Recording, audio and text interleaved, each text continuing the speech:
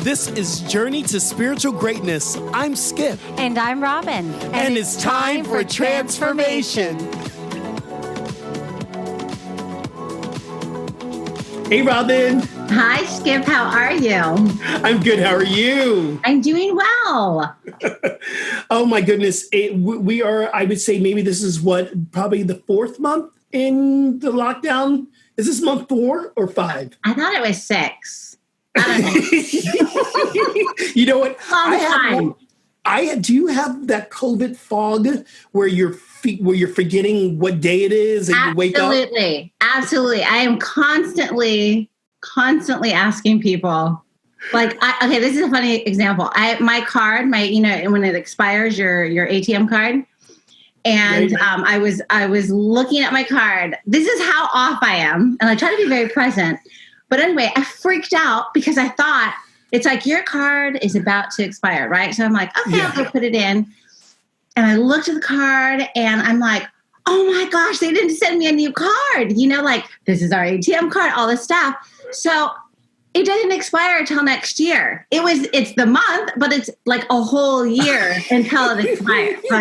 So I'm constant. Oh, no. That was my biggest off moment, but I'm constantly thinking, oh, it's Saturday. Oh, it's Friday. So we call it the day around here. It's just the day. It's just the day. And the last time I talked to you, when we were back online last time, you had lost all your notes in your phone. Did you get your notes back yet?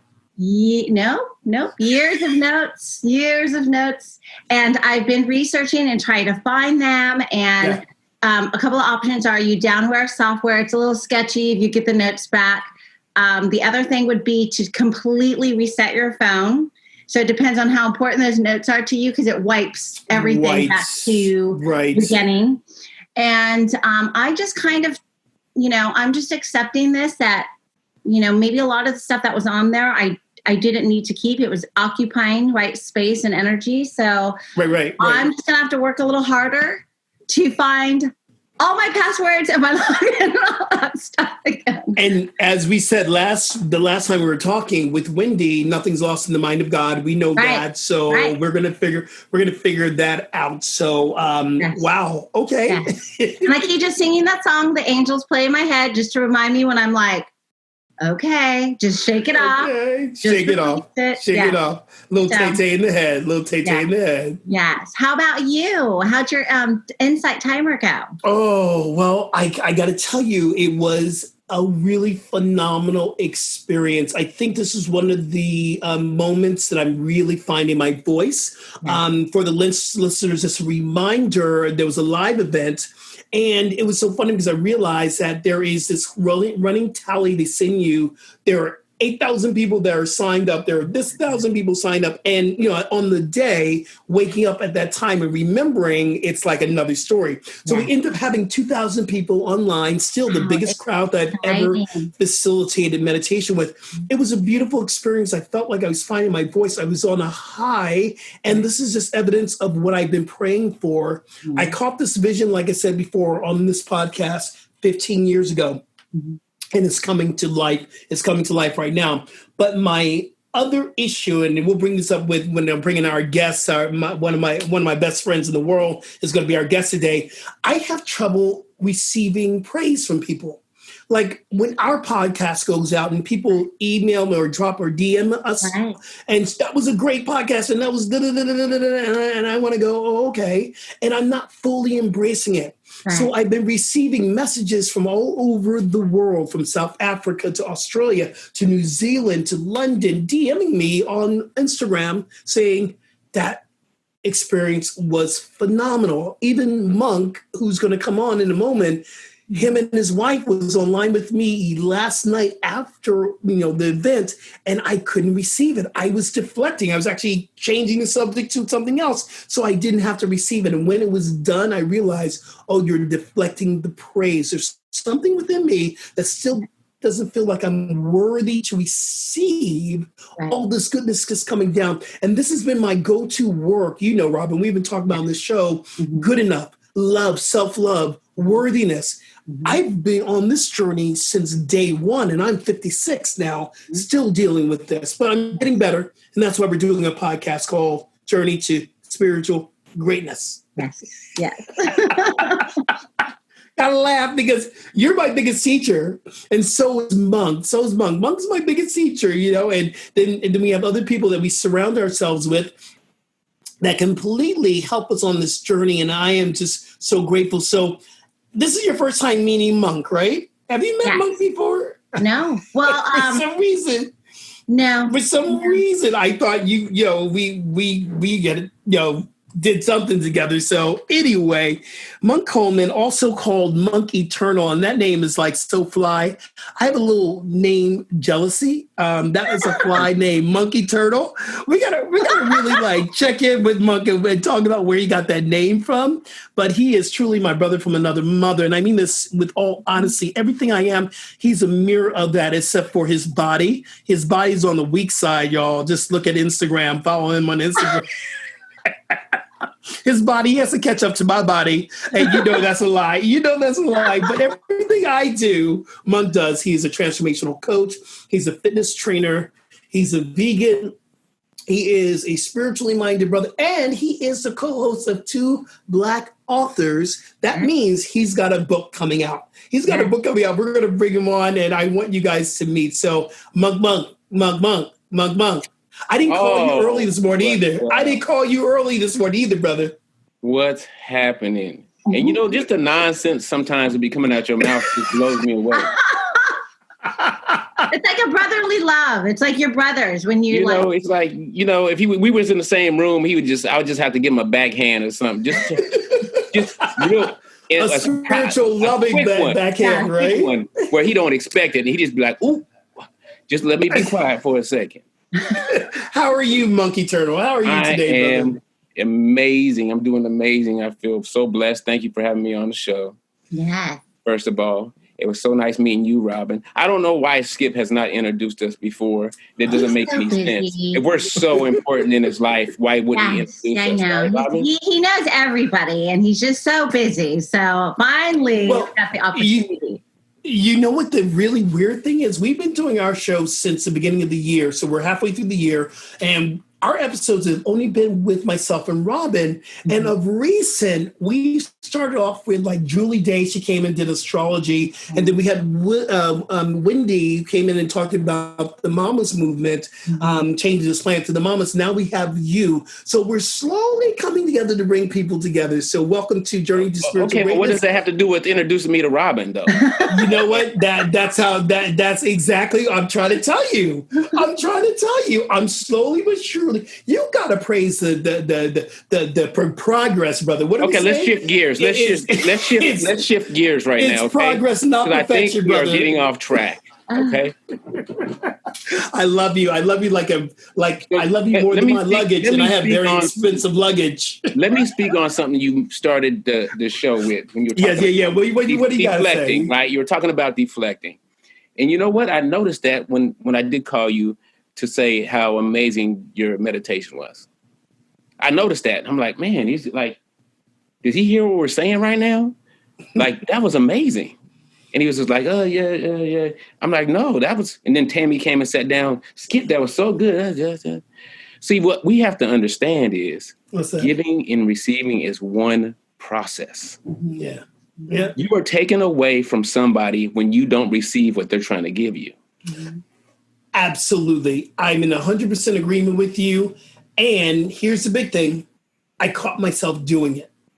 And now the more I can become aware of this, and this is great things for our listeners to understand, half of this work that we're doing here is becoming aware of these things that hold us back. Absolutely. I was so aware of it, and I could speak it this morning from meditation, Robin. I went, I was deflecting. And so thank you. Thank you for last night. I'm embracing it fully. It fully. So not accepting something, whether it be a compliment or a gift, is really being selfish. That person is from the heart, is trying to give you something, and you're saying, I don't want it. Yeah. So how do you feel when you try to give something to somebody and you're so excited about it, and they're like, no, I can't accept that? Just think about how you feel when that happens. Yeah. No, You know what I'm saying? I hear you. I totally hear you. And before we get into the coaching, can you tell Robin all the phenomenal things that you do and so people can get to know before we jump in right into the hard stuff? Okay, let me think. Robin, let Robin know what you do. I always forget something. Well, I'm a speaker, transformational coach, bodybuilder. Let me see, trainer. Author. Tammy likes to call me a professional spreader of love. I think that's a great title. You have a title like that, aren't you? Don't you, Robin? I love that. Do I? Yeah, I think you do. You said you were like a professional lover or something. You said something there on the earlier podcast. I remember that. I love it. Where that came from, I was getting interviewed, and I said that in one of my interviews, and she said, I really love that. I think you should use that more often. And I think that's what we're all here to do. And the more we practice, the better we get at it. Yes. So I think I'm a pro now. So that's basically, that trumps everything. Mm-hmm. So everything I just told you, it's not as important as that last thing I just told you. So that's what we're here for, to share our gifts, to share our love, to uplift each other, and to realize that we are one in this thing, no matter what. Even if someone really has the opposite views of us, we got to love them. And look, the last thing a person needs that's looking or perceiving something that is wrong is for us to jump on that with some negative energy or negative words or judgment. Mm-hmm. The last thing someone needs that's in a bad place and in a bad way is for someone else to pile on top. Yeah. We have to understand that the angry people, the hateful people, they need love the most. Mm-hmm. So it's easy to love somebody that you care about, right? That your family member or your spouse or your whatever.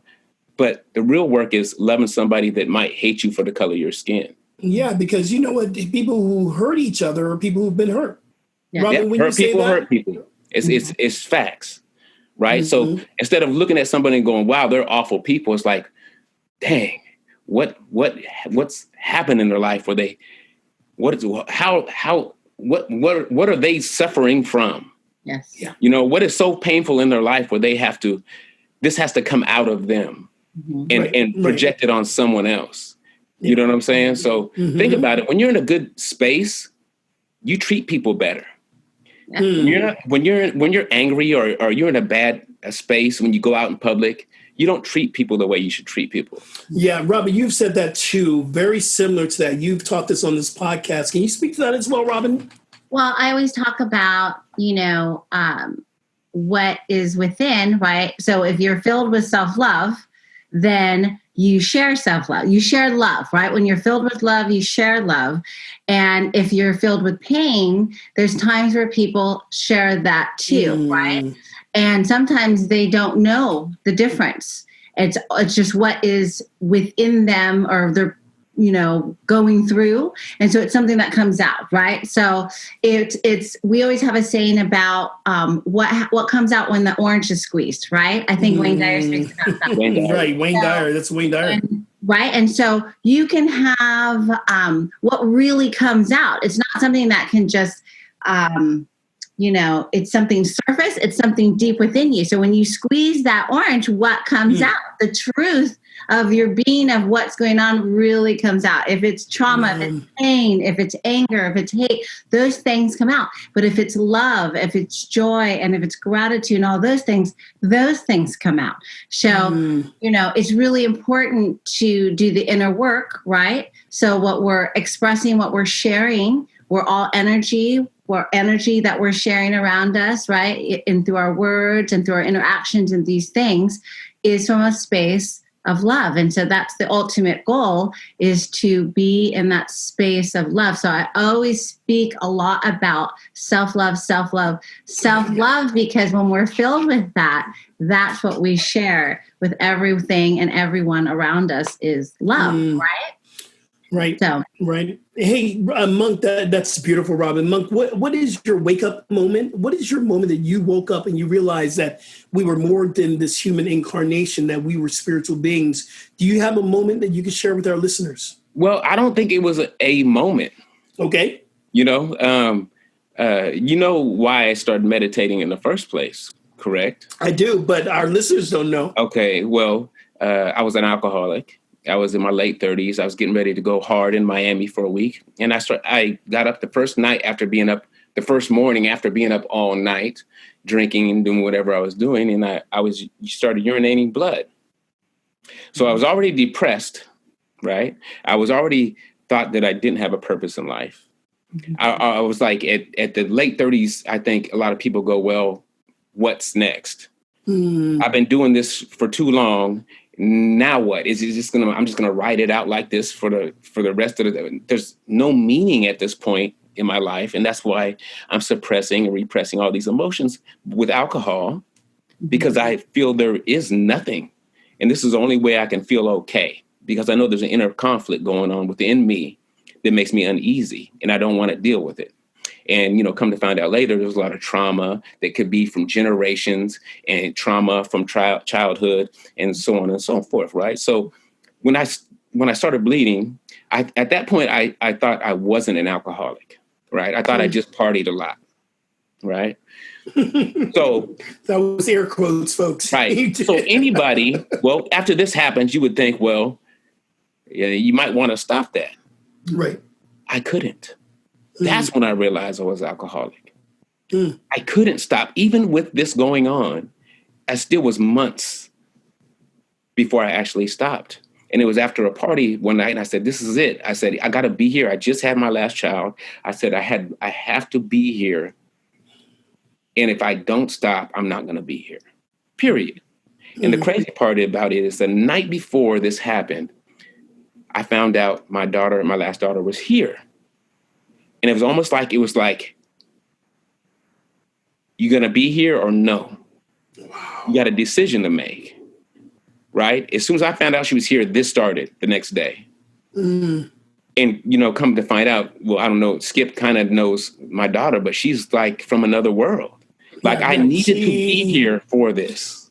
Oh my God. She reminds me of Gigi. She reminds me of your daughter. These are walking angels walking around here with this high consciousness. Both your daughters are just these spiritual beings, came here locked and loaded.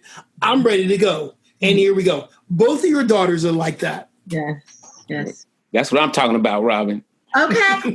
Yeah. But is it the mamas? Is it the mamas and the papas that were ready, who brought forth this? I believe that we bring this energy into our children before they even get to this side of the planet. And we had mamas on the show last time. And Robin, what do you say about that? Are you bringing forth this energy through your children? Are you already consciously aware? That's why they come forth consciously aware?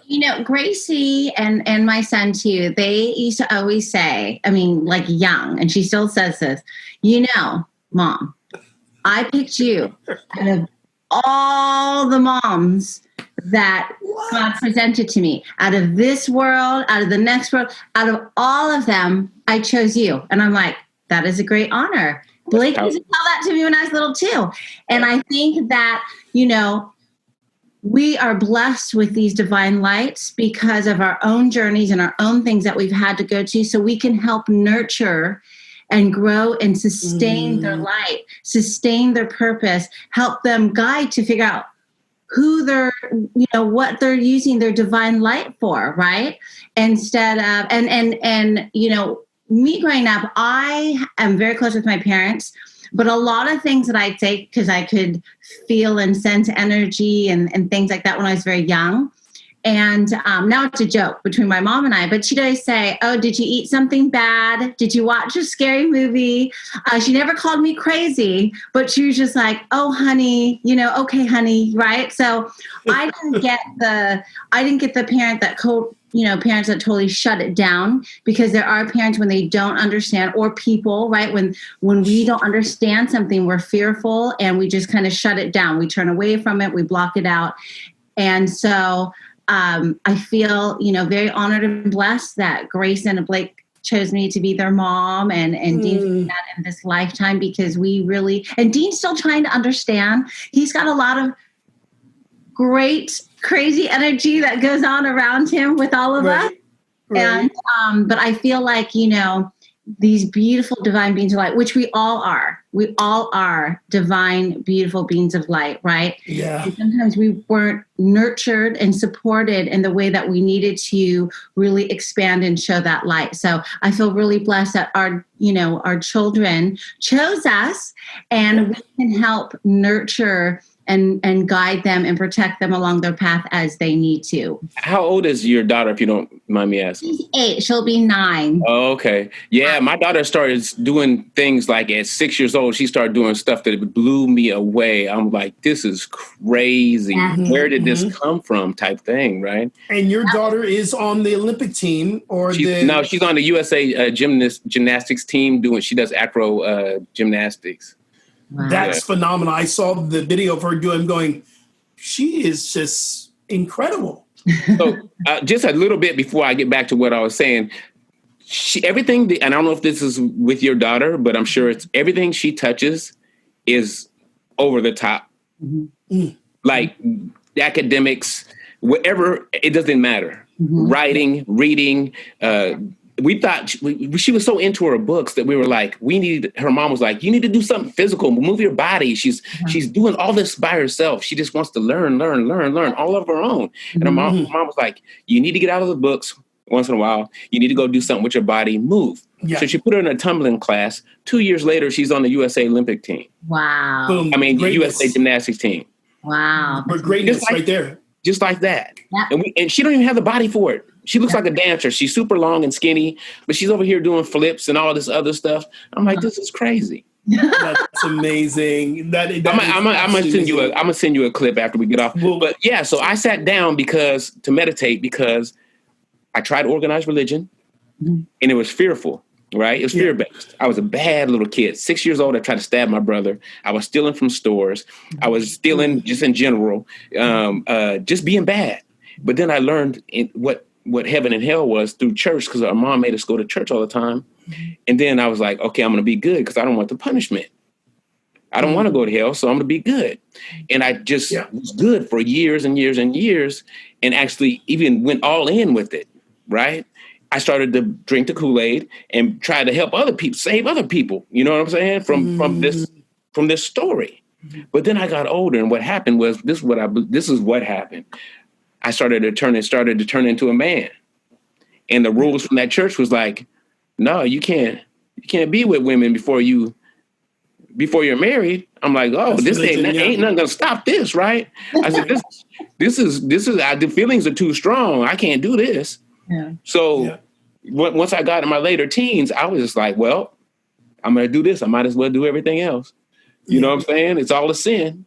So I just went to the other side. I was selling drugs. I was drinking. I was carrying guns. I was doing all of that stuff. So meditation I was like, what else is left? I don't know what else to do.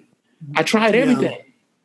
And then I just started sitting, and I forced that stop after a birthday party of drinking. And it was really hard for me because I knew I had to do it to live, but all this stuff was coming up. So I was steady smoking cigarettes like I was crazy because I needed something to do. I was anxious, but I kept sitting every day, and I stayed sober. After that day at the party, I never drank again. And that's coming up on 12 years, but it's beautiful. Yes. Things started, I was angry for like 3 years.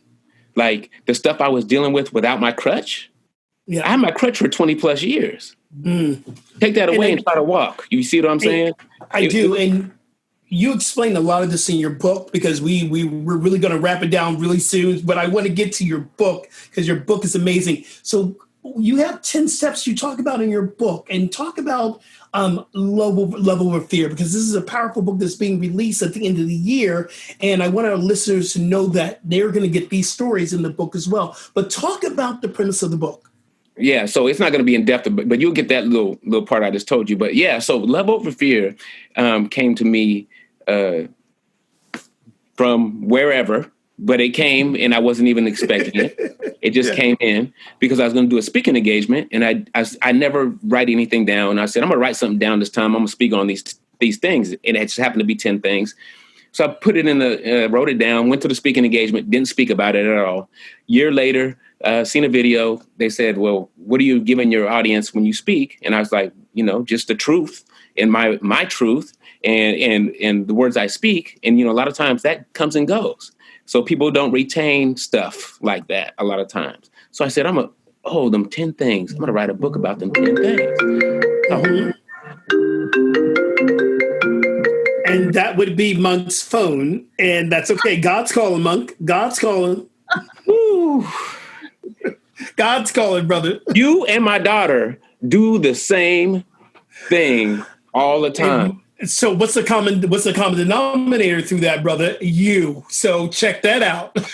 So maybe I was talking about her and she just realized I was talking about her and hit me up. There you go. So level of fear. So I came up with these 10 principles and then I broke them down. I came up with them about a year before I started working on them and I broke them down.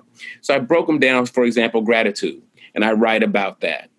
And then after I write about gratitude, I put how to live from that place. How to live a life full of gratitude. What steps can you take to live that? Sound familiar, Robin? Yes. So I got gratitude, being of service.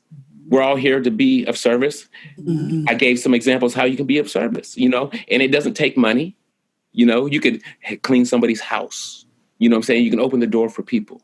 You can donate your old stuff, et cetera, et cetera. And then I also talked about things to make your life better as far as a constructive mindset, consistency, failure. A lot of people think failure is a bad thing, but failure is really not failure if you use it to do something greater, right? So if you learn a lesson from wherever it is that makes you shift and change directions, it's just a lesson. Mm-hmm. It's not a failure. Everybody that's successful has quote unquote failed. Sure. Robin, I see you shaking your head. What do you have to say that I see you shaking your head, Robin? Oh, I would agree with all of that. I would agree with everything he's saying. And, when he's talking about being of service, I always remind people that the same thing as you. I always say we have one of time, talent, or treasure. And you can utilize one of those things to be of service. So when people think, I don't have extra money. Well, what time do you have? Oh, I don't have that. Well, what talent could you share? Yeah. So, and I don't important failure either. And I know a lot of people think that's very odd, but I think that it's a great opportunity to look at something maybe that wasn't working and to take that and learn from it and go to the next thing, right? Okay, so this option didn't work. What else can I do, right? And I was going to say, this is a great segue for closing out this segment is, what is failure then in really in distinct ways? Robin, you go first, and then Monk, you go first. And because I think this is a very important thing to realize about why we fail. And I don't ever call it failure. No. I call lessons learned. Yes, so Robin, I'm going to give it to you, then I'm going to give it right back to Monk. So right, what is a failure? What is it for our listeners to know? I just think it's an opportunity to learn or try something different. So if one option didn't work, or options or things that you tried, it's an opportunity to try other things, right? So I know that you need to fail to succeed. That's a common saying, but I think that means you need to try lots of things until you find the one thing. And then that'll change, right? As you continue to progress and move forward in life and the things that you're trying to do. So. Monk, do you agree with that? Yeah, absolutely. So I would say failure, I would describe it as a bend in the road. Mm-hmm. Just a bend in the road, because the path to success is not straight. Ooh. So there's going to be some bends in the road. It's just going to make you change direction. Yes. And that's all it is. The only way you can truly fail is if you give up. Like you really say, I quit. Mm-hmm. I'm looking in a different direction. That didn't work. So I learned from that. So let me go somewhere else. But just to give up, the hopelessness of it all. That's failure. I think that's the only way you can fail. Michael Bernard Beckwith calls it as a blasphemy of spirit when you don't use your gifts. You are, and you just don't use them. Boom. I agree with that 100%. Oh, this is so good. And every time we have someone on this show, I'm learning so much more. I love this. So, Robin, this is our mic drop moment. This is where we leave them with something they got to, come on, get it from the heart, from Robin, from Robin's corner. Give our listeners something. Give them something more, because you already give them some. What can they do, especially while they're still in the lockdown? They're still here in the quarantine. What nugget can you give them today? Well, I've said this before, and I still think that it's a very useful piece of information. It's just to really be patient with yourself and take one day at a time, one moment at a time. Don't push too forward ahead, because I feel that when we get too far ahead of ourselves, it's fine to plan, even though right now it's actually kind of challenging to plan with the uncertainty. But if you get too far ahead of yourselves, that can create a form of anxiety within people of not knowing. And so I think that it's just really important to learn to stay in the present moment as much as possible, and really just take each moment as they come. Don't get too far ahead, and just really be present-minded and just be gentle with yourself, right? Don't beat yourself up because things aren't going the way that you want to, and the world isn't moving the way that you want it to. Just be find a space to be present in, right? I love it. That is so good. So good. Monk, what is your nugget for our listeners today? I don't know if I have a nugget, but I got a challenge for everybody. What's that? Today, whoever's listening to this and whoever hears this, today, at least today, try to see God in everybody that you come across. Yes, I love that. Ooh. No matter what, look for God in everybody you come across. And I promise you, you're going to see God in everybody you come across.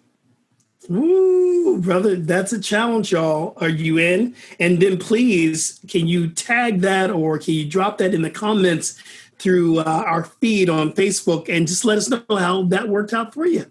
That's deep, man. That's a big challenge, because, for me, seeing God in some people that just really step on my last gay nerve, that could be, that's like, okay, God bless you today, because I can't right now. And so I'm going to do your challenge, my brother. I'm going to do the challenge.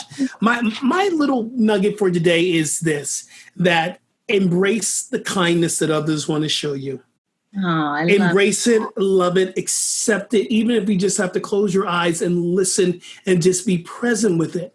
Yeah. That's the most important lesson that I'm learning today. And everything that I quote Maya Angelou when she says this. She says that when we know, we must teach. When we have, we must give. And I try to live by that. And this is the lesson that I'm learning. And one thing I know for a fact, if I need to learn this lesson, there are so many people out there that need to learn that same lesson. Mm-hmm. As light workers, myself, Monk, and Robin, we're very good at helping others. Mm-hmm. The work for light workers, and I always pull up these cards when I'm doing my oracle reading, is like, take a breath, do something kind for yourself, connect, because this is the thing of receiving love, is filling us up. So, but I love for the both of you guys, my two co-hosts together, we get to bring this together. And Monk called me out for not bringing us together earlier, but I believe in divine timing. This was absolutely divine timing. Yeah, I'm saying, you over there sitting over there in your tank top, flexing on people, but still at the same time being a hater. No. Because this is not going out visual. Everyone knows we're I forgot. This goes out. Well, let me tell y'all what he's doing. He's over there in a tank top, flexing around, trying to get the best angles. I don't know what he's doing. No one's going to see this. Trust me, if someone was going to see this, Robin would have been get up. Robin would add her hair up in a high-do, makeup too. Robin just looks like she came out of a salon too, so Robin can't say anything. No, I had to change my hair, you guys. I had to do. You look beautiful, Robin. You look beautiful. Monk, can you do me a favor? Can you tell people where they can find you? And please mention that beautiful new website. Again, I have website Jealousy now. This is a lot of fire going on. I don't understand it. I'm trying to figure this out. You know, brother. What's going on? Where can we find you, my brother? MonkEternal.com website. Monk_eternal Instagram. 2 Black authors. Yeah. On Facebook, Vegan Instagram. Monk on Facebook. Monk Coleman on Facebook. Monk Eternal on Twitter. Am I missing one? No, I think, brother, you covered it. You covered it. Hold up. Love Over Fear is coming out at the end of the year. Oh, yeah. Love Over Fear. The book Love Over Fear is coming out in November. Yes. And it's going to be El Fuego. El Fuego. What does that mean anyway? I hear you saying that all the time, El Fuego. What does that mean? Oh, okay. See, I need to learn Spanish. Fire. That's why have you ever tried Google Translator? Have you tried Google Translator? It doesn't always translate correctly, though, because there's all these nuances in the... Well, Skip, you can't be speaking in Ebonics all the time and expect for it to translate right. Robin, where can we find you? Robin, where can we find you? You can always find me on Journey to Spiritual Greatness on Facebook and on Instagram. And I'm trying to be more inspired by Skip. Even though I found out he was a cheater, and he hired someone to do his social media now. And you can also find me on Abundant Love 444. I'm getting better. I'm not. You just called me out. And I thought he was posting all this stuff, and I'm like, wow, I need to step up because I'm not. I'm going to be honest. It's not my strong suit, right? So then he just told me on the last interview he hired someone, and I met her. So those are mine for right now. My other ones are big props because I saw the last couple of posts you did for Journey to Spiritual Greatness on Instagram. They're beautiful posts. You killed it. You killed it. So thank you. Welcome. Thank you. Guys, you can find me at Skip Jennings. Although if you research on Instagram now is Rev Skip. The name of it, but it's still at Skip Jennings. But I got the name Rev Skip as my Instagram for my coaching. And on Facebook, it is Rev Skip Jennings. Journey to Spiritual Greatness on Instagram and 2 Black authors as well. We're on Facebook, we're on Instagram, we're all over the place. And make sure you follow us, like us, and tag some people in there and share it and tell other people to follow us because all 3 of us, we have a great mission to help to up-level this planet. And that's what we're doing, guys. So share the goodness. That was it. That was El Fuego. Did I say it right, Monk? El Fuego? Yeah, I don't know if the L is necessary, but it's a fire. I love you both so much. Everyone, until next time, peace and blessings, and we love you. Yes. Bye.